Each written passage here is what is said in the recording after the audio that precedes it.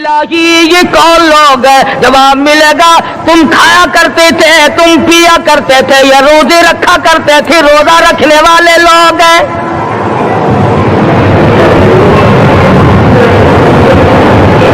ملتان کے دوستو، اگر تمہاری یہ تمنا ہو کہ ہم قیامت کی پیاس سے بچ جائیں، 50,000 سال کی شدت والی پیاس سے بچ جائیں، قیامت کے دن والی گھبراہٹ سے بچ جائیں، قیامت کے خوفناک عذاب سے بچ جائیں، اگر 50,000 سال کی دھوپ سے بچنا چاہتے ہو، شدت سے بچنا چاہتے ہو، گرمی سے بچنا چاہتے ہو، پیاس سے بچنا چاہتے ہو، مسلم شریف کی روایت میں ہے ایک آدمی کی زبان اتنی باہر لٹک جائے گی اس پہ 18 آدمی کھڑے ہو سکے۔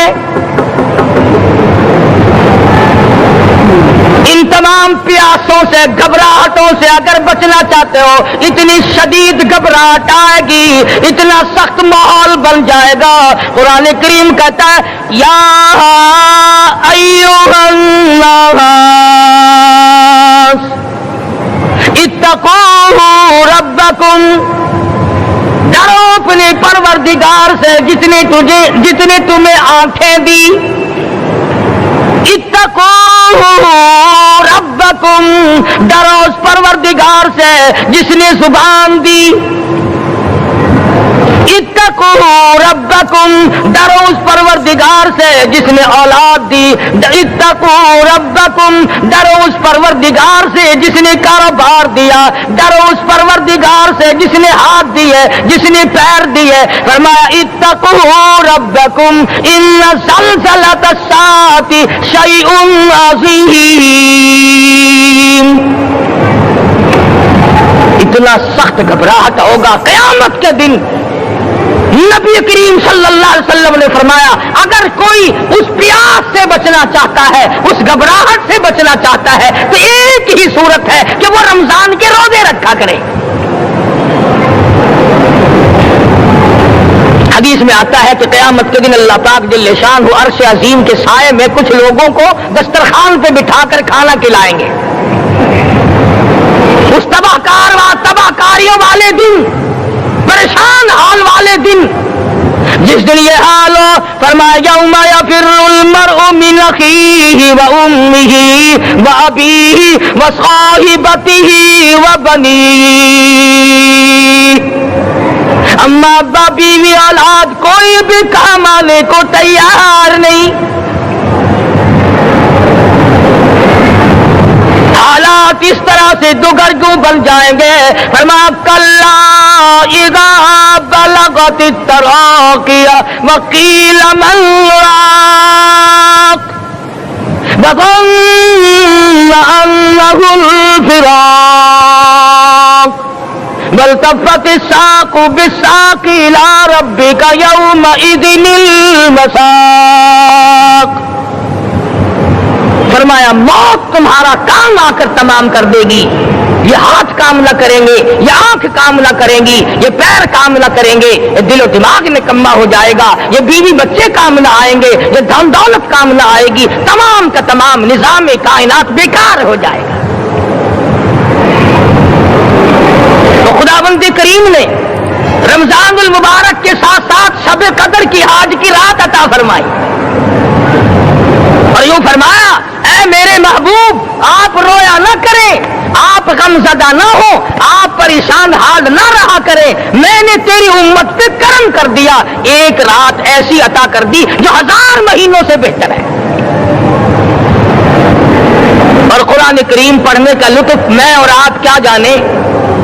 جاؤ ابو بکر صدیق رضی اللہ تعالیٰ عنہ سے پوچھو کیسا قرآن کریم پڑھا کرتا تھا۔ سارے کافروں نے کھڑے ہو کر کے اعتراض کیا ابو بکر کو ہم زور سے قرآن کریم نہیں پڑھنے دیں گے۔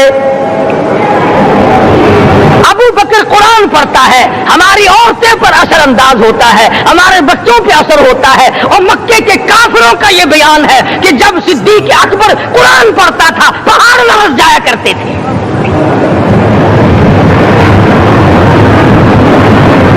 صدیق سے قرآن پڑھنا سیکھو۔ فاروق اعظم نے اسی قرآن کریم کے ذریعے سب کچھ حاصل کیا۔ ساری رات فاروق اعظم قرآن کریم کی تلاوت کیا کرتے تھے، ایک ایک رکعت میں پورا ختم قرآن کرتے تھے۔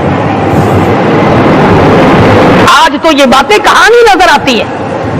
صدیق اکبر سے قرآن پڑھنا سیکھو، فاروق اعظم سے قرآن کریم پڑھنا سیکھو، سیدنا عثمان ذی النورین رضی اللہ تعالیٰ ایک رات میں اور ایک رکعت میں پورا قرآن ختم کیا کرتے تھے۔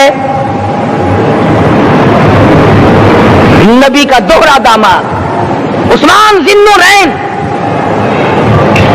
جس کو دیکھ کر حضور اکرم صلی اللہ علیہ وسلم فرمایا کرتے تھے، اور لوگوں میں عثمان سے حیا نہ کروں جس سے آسمان کے فرشتے بھی حیا کرتے ہیں، جس کا آسمان والے فرشتے بھی ادب کرتے ہیں، میں اس کا ادب نہ کروں۔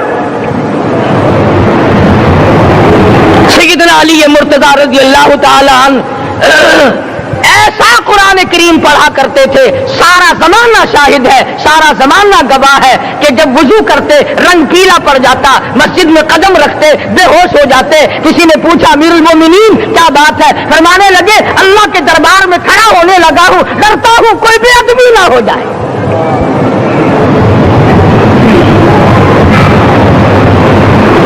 قرآن کریم ان سے پڑھنا سیکھو۔ حسین نے تلواروں کی چھاؤں میں قرآن پڑھا، نیزے کی نوک پہ قرآن پڑھا۔ سعید بن مسیب نے تلواروں کی چھاؤں میں قرآن پڑھا۔ حضرت امام احمد بن حنبل نے کوڑوں کی گونج میں قرآن پڑھا۔ ابو حنیفہ رحمۃ اللہ علیہ نے جیل سے جنازہ نکلنے سے پہلے قرآن پڑھا۔ علامہ ابن تیمیہ نے جیل کے مینارے میں قرآن پڑھا اور کوڑے کھائے۔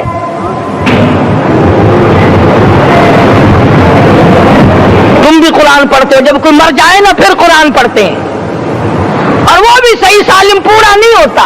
کیوں پڑھے؟ کوئی باپ مرے تیرا قرآن کریم پڑھے مولوی، کیوں؟ تیرے باپ کے نوکر ہے مولوی؟ تم خود کیوں نہیں پڑھتے؟ تمہارا خود کا تو یہ حال ہے کہ جن کپڑوں میں باپ نے دم توڑا، جن کپڑوں میں ماں نے دم توڑا، جن کپڑوں میں گھر والی نے دم توڑا، جن کپڑوں میں بھائی نے دم توڑا، وہ سارے کپڑے الگ رکھتے ہو۔ ارے ظالمو، تمہیں اپنے ماں باپ کے کپڑوں سے نفرت ہے۔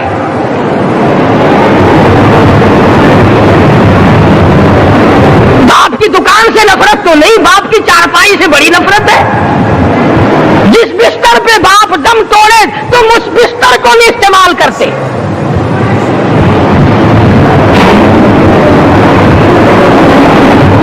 رسموں میں ڈوبے پڑے ہیں لوگ، رسمیں بنا رکھی ہیں، یوں کرنا چاہیے اور اس طرح سے کرنا چاہیے۔ لہد کے پانی سے بچو، مردے کے کپڑے سے بچو، مردے کی چارپائی سے دور رہو، فلاں چیز سے دور رہو۔ تم نے کبھی یہ بھی سوچا کہ اگر تمہارے بس کی بات ہو تم موت سے بھی دور رہ کے دکھاؤ نا؟ اور وہ تو یہ شکر ہے کہ اللہ پاک نے قانون موت کا اپنے ہاتھ میں رکھا، ورنہ یہ جتنے بڑے بڑے ہیں نا، یہ سارے کے سارے فرشتوں کو پیسے دے کر ہمیں مرواتے رہتے۔ یقین جانو سرمایہ دار اور یہ بڑے بڑے افسر ساتھ بچے رہتے، ہمارا تختہ نکلوا دیتے۔ شکر ہے اسرائیل رشوت نہیں لیتا۔ اگر وہاں نوٹوں کے تھبے چلتے تو یقین جانو چپکے سے کان میں کہہ دیا کرتے اسرائیل کے برابر والے کا کام کر دے، میرا نہیں برابر والے کا رگڑا نکال دے۔ اللہ نے نظام اپنے ہاتھ میں رکھا پھر بھی لوگ نہیں ڈرتے۔ فرمایا تبارک الذی بیدہ الملک، تمام برکتیں اس ذات کے ہاتھ میں ہے جس کا ملک میں راج ہے۔ وَهُوَ عَلَى كُلِّ شَيْءٍ قَدِيرٌ، ہر چیز پہ وہ قادر ہے۔ سمندر کا قطرہ قطرہ اس کے قبضے قدرت میں، درختوں کا ایک ایک پتا اس کے قبضے قدرت میں، زمین کا ایک ایک ذرہ رب العالمین کے قبضے قدرت میں ہے، پہاڑوں اور پتھروں کی ایک ایک کنکری اللہ کے اپنے قبضے میں ہے، موت اور زندگی کا نظام بھی اس نے اپنے قبضے میں رکھا ہے۔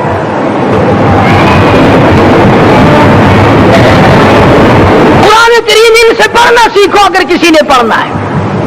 مجھے دلف ثانی سرحمدی رحمت اللہ علیہ جب قرآن کریم پڑھا کرتے تھے تھوڑا سا پڑھتے پھر بے ہوش ہو جاتے، شاہ ولی اللہ نے مار کھا کر قرآن کریم پڑھا، شاہ عبدالعزیز کے دونوں ہاتھوں کے انگوٹھے کھینچ کر نکال دیے گئے مگر قرآن پڑھا۔ مولانا شاہ اسماعیل شہید رحمت اللہ علیہ کو بالا کوٹ میں ٹکڑے کر دیے گئے مگر اللہ والے نے قرآن کی تلاوت نہ چھوڑی۔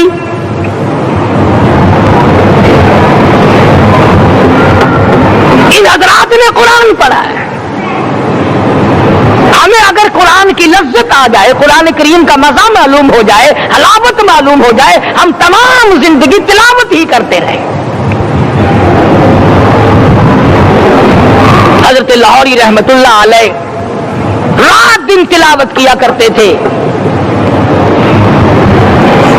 ظالم افیسروں نے برف کی سلی پہ لٹا لیا اور حضرت سے کہا گیا کہ آپ اپنے مطالبے ختم نبوت سے دستبردار ہو جائیں، تو حضرت نے جواب دیا میں جان کا سودا کر چکا ہوں، ایمان کا سودا نہیں کرتا۔ سید عطا اللہ شاہ صاحب بخاری سب قید رحمت اللہ علیہ جیل میں ہے، 20 سیر گندم روزانہ پیسنے کے لیے ملتی ہے، پسا ہوا آٹا انتظامیہ کے حوالے کر دیتے ہیں۔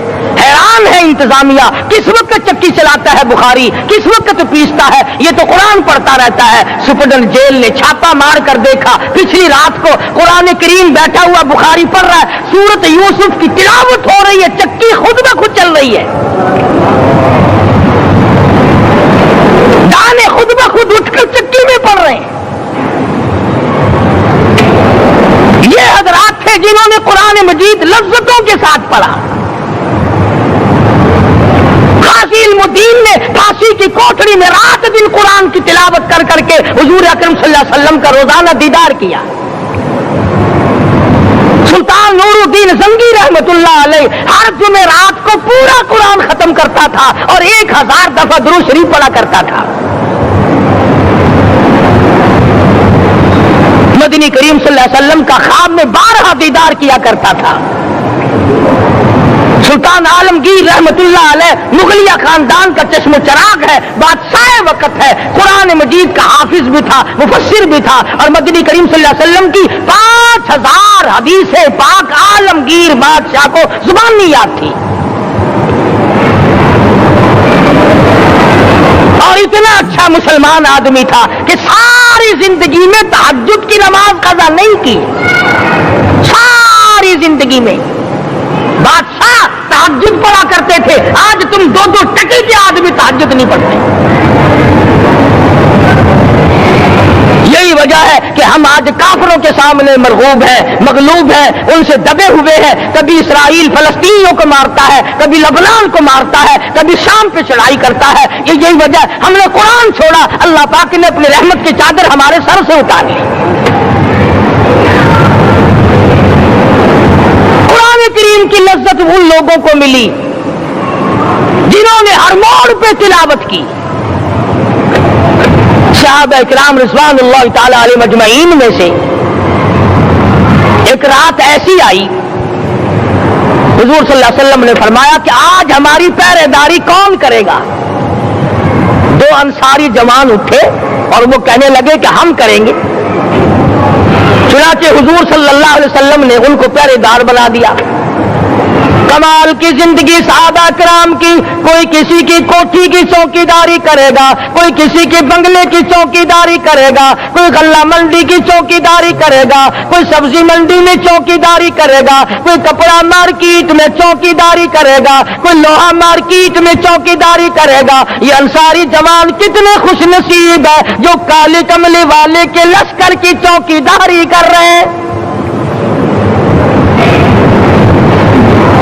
دونوں نوجوانوں نے آپس میں مشورہ کیا کہ بھئی جاگنا تو ویسے بھی ذمہ لگ گیا، تو سو جا میں جاگتا ہوں۔ چنانچہ جاگنے والے نے سوچا کہ خالی جاگ کر کیا کروں گا، قرآن کریم کی تلاوت کروں اور نماز کی نیت باندھ کر تلاوت کروں تاکہ پروردگار عالم راضی ہو جائے۔ فرمایا فاذکرونی اذکرکم واشکروا لی ولا تکفرون۔ تم مجھے یاد کرو میں تمہیں یاد کروں گا. اگر تم مجمع میں مجھے یاد کرو گے میں فرشتوں کے مجمع میں تمہیں یاد کروں گا. اور اگر تم مجھے تنہائی میں بیٹھ کے یاد کرو گے تو اللہ پاک جل شانہ فرماتے ہیں میں تمہیں عرش عظیم پہ یاد کروں گا. جس نوجوان نے اپنے ذمہ جاگنا لیا, قرآن کریم کی تلاوت شروع کر دی, نماز کی نیت باندھ کر سورت کہف پڑھنے لگا, دشمن کی طرف سے تیر لگا کمر میں, پتہ ہی نہ چلا. کیسی نماز پڑھتا ہوگا کہ اس کو پتہ ہی نہ چلا. دوسرا تیر لگا, تیسرا تیر لگا, خون بہ کر سونے والے ساتھی کے نیچے پہنچا. اس نے اٹھ کر شور مچایا, نماز ختم کر, دشمن آ گیا. چنانچہ جب نماز ختم کی تو کمر پہ ہاتھ لگا کر کہنے لگا کہ میری کمر میں تو تیر چبھے ہوئے ہیں. انہوں نے کہا تجھے پتا نہیں؟ کہنے لگا نہیں مجھے کوئی پتا نہیں. اب وہ صحابی کھینچ کر نکالنے لگا, وہ جس کو لگے ہوئے تھے وہ کہنے لگا کہ اب تو دکھ ہوتا ہے, میں دوبارہ نیت مانتا ہوں, قرآن پڑھنے لگوں گا, پھر نکالنا مجھے پتہ نہ چلے گا. اور مسلمانوں خدا کی قسم نبی کے دیوانوں نے, نبی کے پروانوں نے ایسا قرآن پڑھا تیر چبھتے گئے پتہ ہی نہ چلا.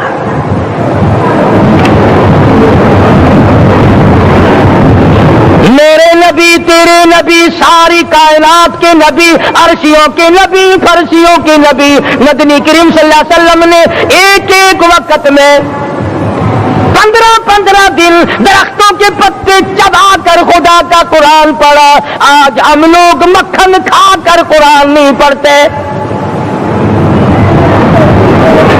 مدنی کریم صلی اللہ علیہ وسلم نے ایک ایک وقت میں 2 پتھر اپنے پیٹ پہ باندھ کر خدا کا قرآن پڑھا. آج ہم لوگ ہزاروں نعمتیں کھا کر قرآن کریم نہیں پڑھتے.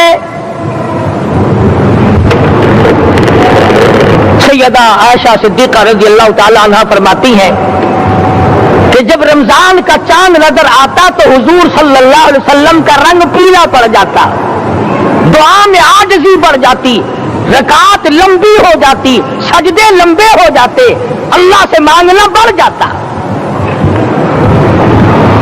فرماتی ہے کہ ایک دن حضور صلی اللہ علیہ وسلم نے ساری رات رو رو کے گزاری. تو صبح کو میں نے عرض کیا کہ یا رسول اللہ آپ اتنے پریشان جو ہوتے ہیں کیا آپ کو اپنی بخشش کا یقین نہیں؟ تو آپ نے فرمایا میری عائشہ جب مجھے یقین ہے تو کیا میں خدا کا شکر گزار بندہ نہ بنوں؟ اس نے جو مجھے اتنا بڑا مرتبہ عطا کیا ہے میں اس کا شکر گزار بندہ نہ بنوں؟ نبی ساری رات روئے, امتی ساری عمر میں ایک دن نہ رویا.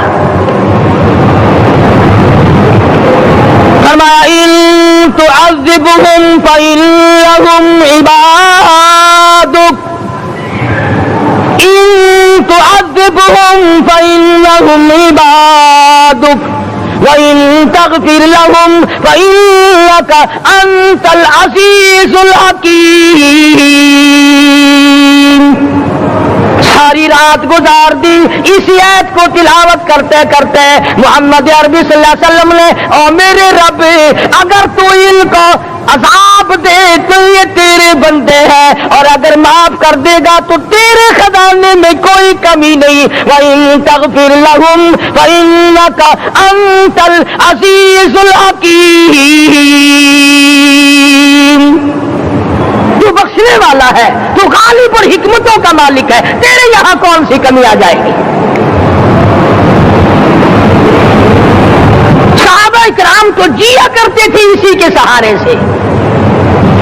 سیدنا معاذ بن جبل رضی اللہ تعالی ہر وقت دعا کرتے تھے الہی جب میری موت آئے, رمضان کا مہینہ ہو, گرمی کا موسم ہو, میرا روزہ ہو, جہاد فی سبیل اللہ ہو, کافروں سے مقابلہ ہو رہا ہو, لڑائی ہو, اعلان ہو چکا ہو, تؤمنون باللہ ورسولہ وتجاہدون فی سبیل اللہ.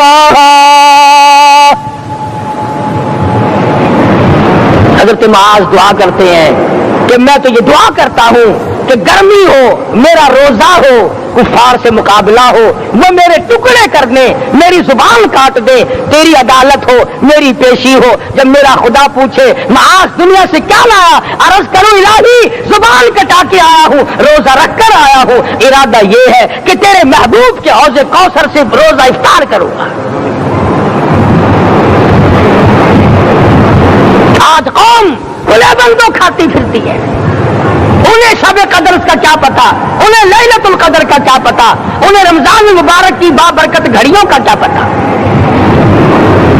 فرمایا انا انزلناہ فی لیلۃ القدر وما ادراک ما لیلۃ القدر شب قدر وہ رات ہے جس میں نے قرآن کو نازل کیا